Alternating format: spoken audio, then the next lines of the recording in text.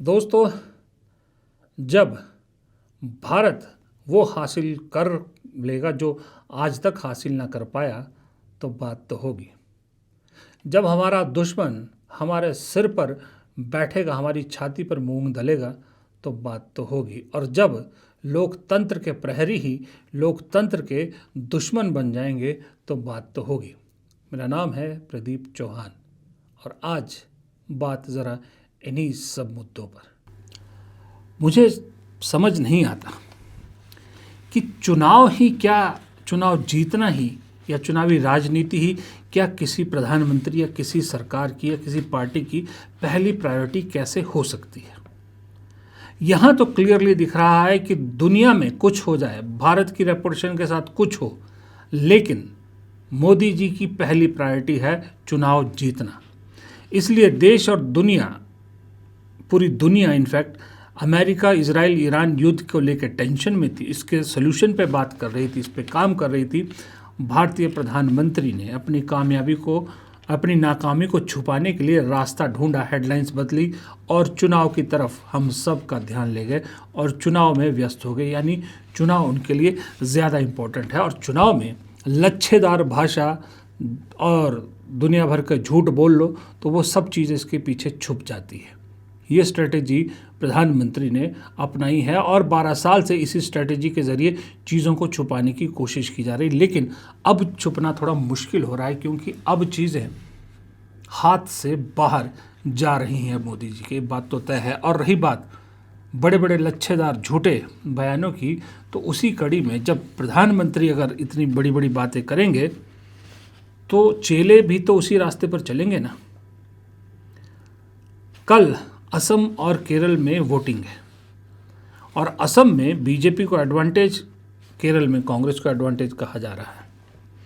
लेकिन मैं तो पिछले 1 महीने से कह रहा हूँ, अभी भी इसी बात पे कायम हूँ कि असम में मुकाबला बहुत कड़ा है और लास्ट में तो कांग्रेस ने, खास करके जो मुख्यमंत्री हेमंत बिस्वा शर्मा की पत्नी को लेकर जो खुलासे या आरोप पवन खेड़ा ने लगाए हैं, उसके बाद तो चीज़ें और टाइट हो गई हैं। लेकिन आपको मालूम है असम में क्या एक पिछले 1.5-2 महीने से या 6 महीने से हमको परोसा जा रहा है कि वहाँ बीजेपी के लिए जीतना इसलिए आसान है क्योंकि हेमंत बिस्वा शर्मा बहुत लोकप्रिय है। हेमंत बिस्वा शर्मा बहुत पॉपुलर है, उन्होंने बहुत काम किए हैं और उसकी वजह से उनकी पॉपुलैरिटी बहुत ज़्यादा है, इसलिए उन्हें हराना मुश्किल है। लेकिन हकीकत में क्या सही में हेमंत बिस्वा शर्मा की लोकप्रियता उनका काम है या कुछ और है? ये देखिए, ये फर्स्ट पोस्ट की एक खबर है और ये खबर की है अंगना चक्रवर्ती, उनकी रिपोर्टर ने। इसकी हेडलाइन देखिए, हेडलाइन से आपको सारी चीज़ें समझ जाएगी। Assam votes with empty pocket and cash in hand, मतलब असम मतदान करेगा खाली जेबें लेकिन हाथ में कैश के साथ। ये हेडलाइन ही अपने आप में पूरी कहानी बता रही है कि हेमंत बिस्वा शर्मा की पॉपुलैरिटी का राज क्या है। दरअसल हेमंत बिस्वा शर्मा जो पॉपुलैरिटी, जिसको कहा जा रहा है कि हेमंत बिस्वा शर्मा बहुत पॉपुलैरिटी है, वो किसी काम की वजह से या किसी उसकी वजह से नहीं। उसकी वजह है जो हेमंत बिस्वा शर्मा ने कैश इनफ्लो या यूं कहे रेवड़ियाँ जो बांटी हैं, उन रेवड़ियों की वजह से उनकी लोकप्रियता का पूरा ढांचा बना हुआ है। लेकिन इस रेवड़ियों की वजह से प्रदेश की आर्थिक हालत कितनी खराब हो गई है ये कोई नहीं सोचता। उदाहरण के तौर पे देखिए, ये जो असम का जो इस बार का बजट है, उसमें इस अखबार के, इस फ्रंटलाइन मैगजीन के मुताबिक जो स्कीम्स हाल ही में जिसमें कैश इनफ्लो है हेमंत बिस्वा शर्मा ने चलाई है, वो देखिए। अरुणोदय 3.0 स्कीम, इसमें महिलाओं को मंथली ट्रांसफ़र मिलता है कितना, 1250 रुपये हर महीने महिलाओं को। 2025-26 में 37.2 लाख परिवार इससे लाभान्वित हुए थे और 26-27 में 40 लाख परिवारों तक ये पहुंचेगा और इसका बजट बैठता है 5,000 करोड़। फिर उसके बाद देखिए, मुख्यमंत्री महिला उद्यमिता अभियान, seed capital plus loan linkage to SHG women groups, मतलब पहले सीड फंडिंग और उसके बाद लोन। 10,000 की सीड कैपिटल और 25,000 का लोन, विद सब्सिडी। 32 लाख महिला ग्रुप इस पे टारगेट है और टोटल बजट है इसका 3038 करोड़, 25-26 का बजट है ये सारा। फिर मुख्यमंत्री Nijut Moina monthly stipend for female student, मतलब महिला छात्र लड़कियों को जो स्टूडेंट हैं उनको हर महीने 1000 से 2500, 4.3 लाख लड़कियां 25-26 में से जुड़ी हुई थी और अगले साल इसके बढ़ने की उम्मीद है 5.5 लाख तक। कितना खर्चा 25-26 में? 391 करोड़ और 260 करोड़ इसमें से डिस्ट्रीब्यूट कर दिया गया। फिर है एक मुख्यमंत्री जीवन प्रेरणा मंथली और one time support for new graduate and research. कितना? 250 रुपया महीना या फिर 25,000 से लेकर 50,000 तक वह एक मुश्त। बेनिफिशियरी कितने? 48,319। खर्च बजट कितना? 25 करोड़। फिर है मुख्यमंत्री आत्मनिर्भर असम अभियान enterprises self employment support. 2 lakh लोग इससे लाभान्वित हुए हैं। 5 लाख का टारगेट है। Degree holder, professional degree holder जिनको है, इनको 2 लाख तक इसमें मिलता है और जो डिग्री होल्डर है, प्रोफेशनल डिग्री होल्डर, उनको 5 लाख मिलेगा। 1 लाख युवाओं को इस पे जो है जोड़ने का टारगेट है और टोटल बजट है 773 करोड़। अब आप ये निकालिए, 5,000 करोड़, 3,038 करोड़, 391 करोड़, 25 करोड़ और 773 करोड़, ये सारे कैश बेनिफिट्स। अब ये कैश बेनिफिट्स, क्या असम की इतनी कमाई है? क्या असम इतना अमीर है कि इतना पैसा अफोर्ड कर पा रहा है या अफोर्ड कर पाएगा? मुख्यमंत्री दावा करते हैं कि पिछले 5 साल में उनके यहाँ की जो जीडीपी और पर कैपिटा है वो 45% तक बढ़ी है। उनका ये कहना है कि 45% तक उनकी जो है ग्रोथ हुई है, जबकि हकीकत ये है कि 2024-25 है उसका जो पर कैपिटा इनकम है असम की वो 85,503 है, जो 35.8% इंक्रीज है 2020-21 से, जब बीजेपी की ही सरकार थी। पूरे देश में असम का रैंक 23वां है। 32 राज्यों और यूनियन टेरिटरीज में 23वें नंबर पर असम है। ये per capita domestic product figure RBI का 2023-24 का। फिर देखिए, फिर 1991 से 2021-2022 के बीच इंडिया का जो नॉमिनल जीडीपी था असम का, वो 2.6% से 1.8% पे आ गया था। जीडीपी पे जो शेयर था, ये नीति आयोग की रिपोर्ट है, और जो थोड़ा सा 2025 में बढ़कर 2.9 हुआ है। देखिए 2091 में 2.6% था असम का जीडीपी में कंट्रीब्यूशन, जो आज 2.09 है। बड़ी मुश्किल से यहाँ तक पहुँचा है। ये हालत है राज्य के फिजिकल, उसमें आर्थिक स्थिति ये है। इसी खबर के अनुसार एक जो पीरियोडिक लेबर सर्वे हुआ है उसके अनुसार असम में 8,000 से 10,000 तक पर मंथ लोगों की नॉर्मली इनकम होती है, 8,000 से 10,000 के बीच में। और ये जो सारी स्कीम्स मैंने आपको गिनाई ना, इन सब का पता कितना बजट असम का जो अभी आर्थिक हालत क्या है। असम की जो आउटस्टैंडिंग लायबिलिटीज़ मार्च 2025 में थी वो 1,78,058.9 लाख करोड़ थी, जो इस बार बढ़कर 2,06,608.3 करोड़ होने की उम्मीद है मार्च 2026 तक। 2,06,608.3 करोड़ का कर्ज असम पर है, ये आरबीआई का डाटा कहता है, जिसके हिसाब से स्टेट डोमेस्टिक प्रोडक्ट की जो लायबिलिटी है वो 27.9% पर है। ये है हिमंता बिस्वा शर्मा की पॉपुलैरिटी का राज। और ये हिमंता बिस्वा शर्मा के साथ ही नहीं है, जितनी भी बीजेपी रूल्ड स्टेट है आपको वहाँ पर यही स्थिति मिलेगी। क्यों? क्योंकि बीजेपी रूल्ड स्टेट को सेंटर से मिलने वाली मदद में कभी कोई कमी नहीं आती, बल्कि बढ़ता है। लेकिन जहाँ जहाँ नॉन बीजेपी सरकारें हैं वहाँ की राज्य सरकारों को केंद्र से मदद के नाम पर रुलाया जाता है, इसके अलावा और कुछ नहीं मिलता। कोई ना कोई किसी ना किसी बहाने उनकी कोई ग्रांट, कोई पैसा, कोई जीएसटी का पैसा, कुछ ना कुछ रोका जाता है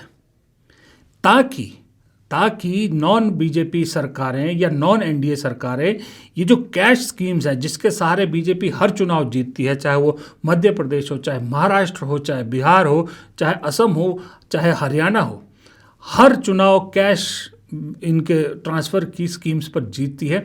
ये स्कीम्स नॉन एनडीए सरकारें या नॉन बीजेपी सरकारें लागू ना कर पाए, इसका पूरा ध्यान रखा जाता है। इसलिए विपक्ष की सरकारों को खूब रुलाया जाता है आर्थिक हालत पर, आर्थिक मोर्चे पर। हर बार आप देखोगे जब भी किसी विपक्षी पार्टी का, खास करके कांग्रेस के सीएम दिल्ली आते हैं, वो वित्त मंत्री से ज़रूर मिलते हैं, क्योंकि सबका एक ही कहना है कि उनका कोई ना कोई ग्रांट रुकी होती है।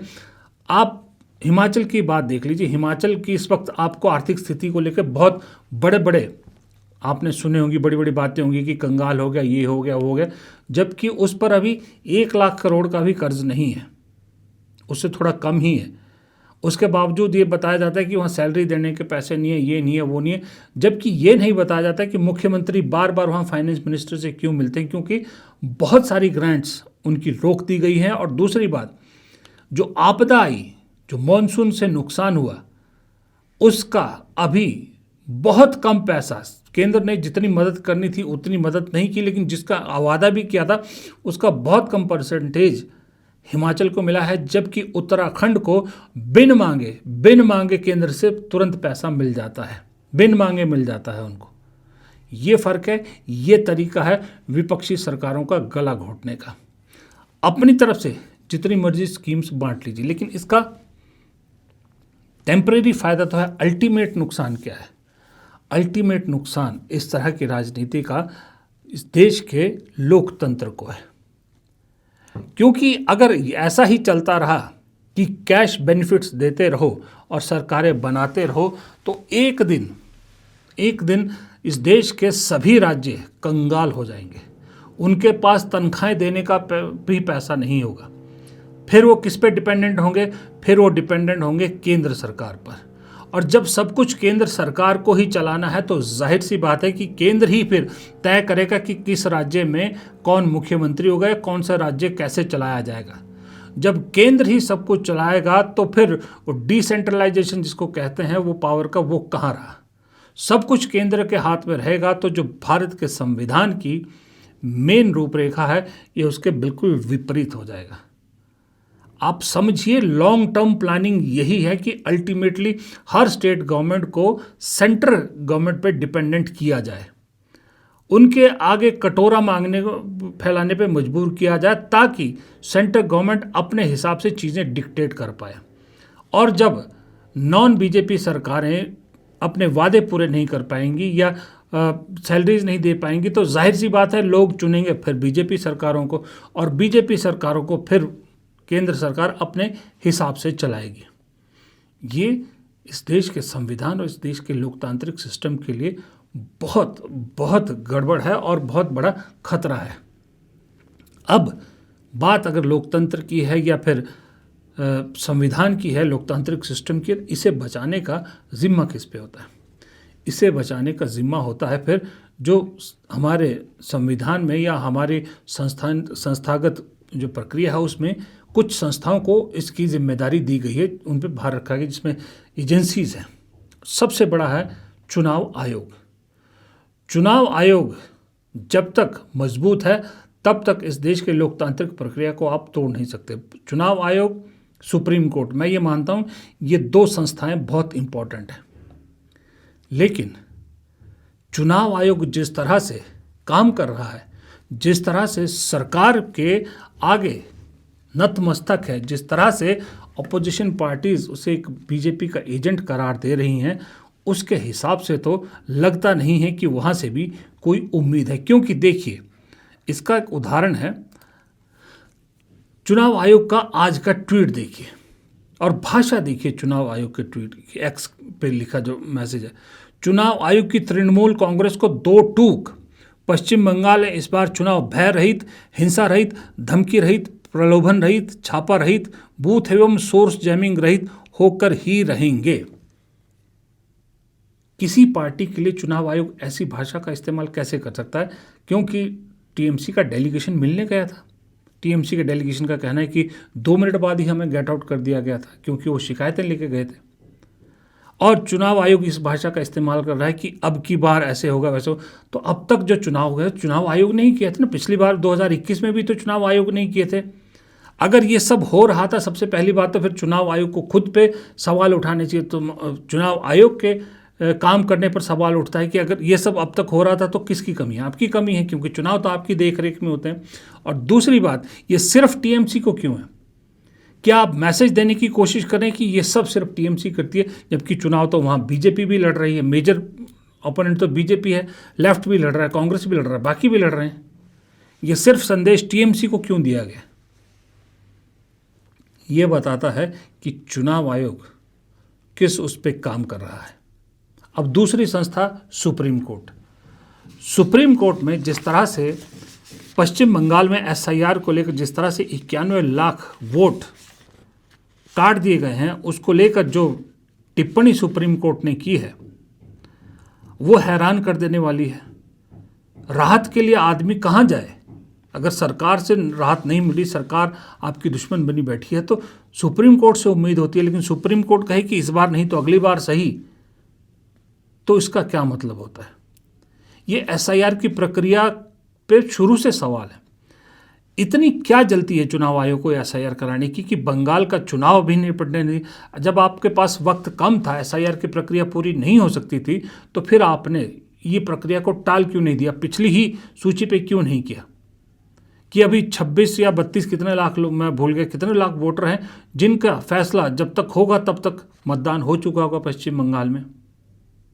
और ये एसआईआर का सबसे बड़ी बात है, उसमें सिस्टम पे ही बहुत बड़ा सवाल उठ रहा है। अब तक देखिए, द टेलीग्राफ ने ये छापी है कि स्टेट वाइज अब तक जो ब्रेकअप है, जितना भी एसआईआर हुआ है, देखिए तमिलनाडु में number of voters before SIR से पहले 6.41 करोड़ वोटर थे और एसआईआर के बाद घटकर रह गए 5,67,067 करोड़ वोटर, यानी तकरीबन 1.02 करोड़ वोट कम हुए हैं, जो बनता है 15.85% डिलीशन परसेंटेज। केरल में एसआईआर से पहले 2.79 करोड़ थे और एसआईआर के बाद 2.7 करोड़ रह गए। वोट जो हटे हैं वो 24.62 लाख वोट हटे हैं, 8.84%। गुजरात में एसआईआर से पहले 5.08 करोड़ और एसआईआर के बाद 4.40 करोड़ जो हटे हैं, जो नाम कटे हैं 77.69 लाख और डिलीशन परसेंटेज 15.28। बिहार में एसआईआर से पहले 7.89 करोड़ वोट और एसआईआर के बाद 7.42 करोड़ वोट कटे, 68.66 लाख, डिलीशन परसेंटेज 8.7। मध्य प्रदेश 5.7 करोड़ पहले थे एसआईआर के बाद 5.4 करोड़, 45.11 लाख वोट कट गए, डिलीशन परसेंटेज 7.86। छत्तीसगढ़ एसआईआर से पहले 2.12 करोड़ वोटर, एसआईआर के बाद 1.87 करोड़ कटे, 28.44 लाख, डिलीशन परसेंटेज 13.39। राजस्थान में एसआईआर से पहले 5.47 करोड़ वोट और एसआईआर के बाद 5.16 करोड़ वोट, यानी 44.28 लाख वोट कट गए, परसेंटेज 8.1। गोवा में एसआईआर से पहले 11.85 लाख वोट, एसआईआर के बाद 10.58 लाख वोट कटे, 1.4 लाख वोट। अंडमान निकोबार में इसी तरह से 3.1 से कम हुए, 2.58 कटे, 69,283। लक्षद्वीप में 57,813 से कट के रह गए 57,607। पौडीचेरी में 10.22 लाख से घटकर रह गए 9.44 लाख, 1.19 लाख वोट कट गए। ये हुआ है SIR के बाद इतने वोट कम हुए हैं, इतने सारे वोट कम हुए हैं, फिर तो इस हिसाब से मुझे लगता है फिर इंडिया की पॉपुलेशन भी जो दर बताई जा रही, फिर तो कभी कभी मुझे लगता है कि अगर इतने इतने वोट कम हो रहे हैं, फिर तो मुझे नहीं लगता कि जो हम कहते हैं कि हम 140 करोड़ है, हम 150 करोड़ है, मुझे नहीं लगता कि हम इतने हैं। फिर तो पॉपुलेशन भी कम होनी चाहिए ना भाई। और क्योंकि ये मैं इसलिए नहीं बोल रहा कि सारे के सारे वोट वो कटे हैं जो मर गए हैं या इस दुनिया में नहीं है या भारत छोड़ के चले गए, नहीं, ज़्यादातर वोट वो हैं जो आज भी खड़े हैं, जो कह रहे हैं कि हमारा वोट कट गया। पश्चिम बंगाल उसी का तो उदाहरण है, उसी को लेकर तो पंगा पड़ा है। बिहार के कितने लोग राहुल गांधी ने खड़े किए थे स्टेज पे, लोग जिंदा हैं जिनके वोट कट रहे हैं, तो फिर उनको पॉपुलेशन में कैसे काउंट करेंगे आप? अगर आप उनको पॉपुलेशन में काउंट करेंगे, फिर आप उनका वोट अधिकार कैसे काटोगे? ये सारे सवाल हैं जो चुनाव आयोग के काम करने के तरीके पर सवाल उठाता है, और जो ये दिखाता है कि चुनाव आयोग किसके इशारे पर कैसे काम कर रहा है। और सुप्रीम कोर्ट से भी अगर इस तरह की टिप्पणियां मिलेगी, फिर तो आदमी के लिए क्या रास्ता बचता है, आप खुद समझदार हैं। इसलिए ये जो इस वक्त इस देश में हो रहा है, ये सिर्फ और सिर्फ मकसद एक दिख रहा है, हर हाल में, चाहे वो गांव के सरपंच का चुनाव हो, चाहे देश के प्रधानमंत्री का चुनाव हो, बस चुनाव जीतना है, सत्ता में रहना है। और सत्ता में क्यों रहना है? वो इसलिए रहना है कि सत्ता से अगर हटे, जो दूसरा सत्ता में आएगा वो सारी पोल खोल के रख देगा। और अभी तो हेमंता बिस्वा शर्मा पवन खेड़ा मामले में हेमंता बिस्वा शर्मा की झल्लाट बता रही कि ये तो अभी ट्रेलर है, पिक्चर तो सारी की सारी बाकी है। मोदी राज में पहली बार ऐसा हुआ है कि पाकिस्तान को दुनिया ने भारत से ज़्यादा महत्व दिया है। 1947 में आज़ादी के बाद से लगातार पाकिस्तान अलग अलग प्लेटफॉर्म पर भारत को नीचा दिखाने की कोशिश करता रहा। अलग अलग प्लेटफॉर्म पर अलग अलग ऑर्गेनाइजेशन में अपने लिए एक जगह बनाने की कोशिश करता रहा, लेकिन दुनिया ने इन 79 ईयर्स में भारत को हमेशा पाकिस्तान से कहीं ऊपर रखा। जब भी दुनिया में कुछ भी इम्पोर्टेंट घटना होती थी, खास करके अगर कोई टेंशन है, तो भारत का नाम सबसे ऊपर आता था कि भारत ऐसा देश है जो इस समस्या का समाधान ढूंढ सकता है। लेकिन पहली बार मोदी राज में ऐसा हुआ है कि दुनिया का इतना बड़ा युद्ध हो रहा है, जहाँ अमेरिका इन्वॉल्व है, जहाँ इजराइल इन्वॉल्व है, जहाँ ईरान इन्वॉल्व है, वहाँ पर मीडिएशन के लिए उन्होंने चुना पाकिस्तान को। वो पाकिस्तान जो खुद स्टेबल नहीं है आज तक, जो खुद दूसरे देशों के में आतंक को बढ़ावा देता है, जो खुद भारत में लगातार आतंकवादी गतिविधियों के पीछे रहा है एक्टिवली, उनकी ISI हो, दूसरी एजेंसीज हो, भारत को हमेशा प्रॉब्लम करते रहे हैं, उस पाकिस्तान को भारत से ऊपर तवज्जो दी गई है। आज पाकिस्तान की आप मीडिया देखिए, पाकिस्तान की मीडिया छाती ठोक के कह रही है भारत को कि तुम अगर क्रिकेट ट्रॉफी हमसे नहीं लोगे, तुम हमसे क्रिकेट मैच में खेलोगे लेकिन हाथ नहीं मिलाओगे, तो तुम्हारी औकात वही है, क्योंकि आज दुनिया पाकिस्तान को सलाम ठोक रही है। ये मैं नहीं कह रहा, ये पाकिस्तानी मीडिया आज चला रहा है। और दुनिया की मीडिया भी पाकिस्तान के एफर्ट की सराहना कर रही है कि पाकिस्तान ने इतने बड़े मसले में एक मीडिएटर की भूमिका निभाई है और अच्छी भूमिका निभाई है। और वहाँ अब 10 तारीख को इन देशों के प्रतिनिधि हैं, मिलेंगे, और जो अभी लड़ाई फ़िलहाल टेम्परेरी रुकी है, इसके परमानेंट समाधान निकालेंगे। भारत इस पोजीशन में इसलिए पहुंचा क्योंकि मोदी राज में जो विदेश नीति की ऐसी तैसी फिरी है, वो आज तक कभी नहीं फिरी थी। जो भारत जाना जाता था अपनी न्यूट्रल विदेश नीति के लिए, वो भारत आज अमेरिका और इजराइल का पिछलग्गू दिख रहा है। और ये शायद न्यूट्रल रह भी लेता भारत, कुछ बचाव हो भी जाता, अगर ठीक युद्ध से पहले प्रधानमंत्री की इजराइल यात्रा नहीं होती, और उससे ठीक पहले अगर डोनाल्ड ट्रंप भारत को लेकर लगातार बयानबाजी ना कर रहे होते। जिस तरह से भारत को पिछले 4-5-6 महीने में अमेरिका ने बुलडोज किया है, उससे लगातार भारत की स्थिति कमज़ोर हुई है। आज भक्त लोग, अंधभक्त लोग, आईटी सेल वाले इसे डिफेंड करने के लिए मालूम है क्या कर रहे हैं? वो पाकिस्तान के प्रधानमंत्री के उस ट्वीट का बखान कर रहे हैं, जिक्र कर रहे हैं, जिसमें ऊपर लिखा है ड्राफ्ट। यानी कह रहे हैं कि पाकिस्तान तो सच में दलाल है, एक पपेट है, सारा कुछ मसौदा तो अमेरिका से छप के आया था कि प्रधानमंत्री ये ट्वीट करेंगे। एग्री, मैं मानता हूँ इस बात पे कि ऐसा ही हुआ होगा, क्योंकि शहबाज शरीफ या पाकिस्तान की खुद की इतनी औकात नहीं है। लेकिन इस आड़ में मोदी जी सर और मोदी सरकार की जो कमियां हैं विदेश नीति को लेकर, इसको छुपाया नहीं जा सकता। क्योंकि अगर आप शहबाज शरीफ को निशाने पर ले रहे हैं तो फिर वो क्यों भूल जाते हैं कि आपका जो ऑपरेशन सिंदूर का सीज फायर था, उसकी अनाउंसमेंट भी डोनाल्ड ट्रंप ने पहले की थी, और उसके बाद से लगातार डोनाल्ड ट्रंप जो कह रहे हैं उस ऑपरेशन सिंदूर को लेकर, उसको आपने एक बार भी डिनाई नहीं किया।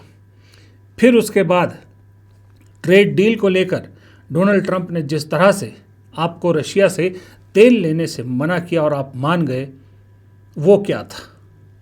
और फिर उसके बाद जिस तरह से आपको इजराइल ने ठीक युद्ध से पहले अपने देश की यात्रा पर बुलाया, वो क्या था? ऐसा तो नहीं है कि प्रधानमंत्री को मालूम नहीं था कि मेरी इस यात्रा के बाद क्या होने वाला है, इजराइल और अमेरिका क्या करने वाले हैं। अगर नहीं मालूम था तो फिर भारत की सुरक्षा एजेंसियों की बहुत बड़ी फेलियर है। अगर प्रधानमंत्री को मालूम था, उसके बावजूद भी अगर वो उस यात्रा पर गए हैं, तो सवाल वहाँ भी उठते हैं। इसलिए जो 79 में हासिल नहीं कर पाए दोनों देश भारत पाकिस्तान, वो मोदी राज में हासिल हो गया। पाकिस्तान को उपलब्धि और भारत को शर्मिंदगी। सीधी सीधी बात यह है। भारतीय जनता पार्टी ने हमारी विदेश नीति चौपट कर दी है। हमारी विदेश नीति चौपट कर दी, और एक बार को तो लग रहा था कि भारत विश्व गुरु होगा, लेकिन इधर देख रहे हैं कि पाकिस्तान अंतर्राष्ट्रीय स्तर पर संबंधों को, अपनी फॉरेन पॉलिसी को मजबूत कर रहा है। वहीं भारत अपना विदेश नीति में कमजोर दिखाई दे रहा है। विदेश नीति में भारत कमजोर दिखाई दे रहा है। जो विश्व गुरु बनने का सपना था, वो भारत ने ये मौका चूक गए हैं। अगर ये युद्ध रोकने में भारत कामयाब हो जाता, तो आज दुनिया में भारत का स्थान विश्व गुरु में माना जाता और रखा जाता। लेकिन आज हर चीज महंगी हो रही है।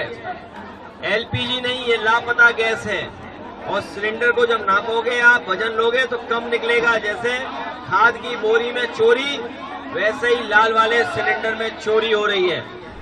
लेकिन क्या करें, अभी भी हमें परोसा यही जाएगा कि हम तो विश्व गुरु हैं। मोदी जी जब बोलते हैं तो दुनिया सुनती है। आज भी अमित शाह का यही बयान चल रहा है।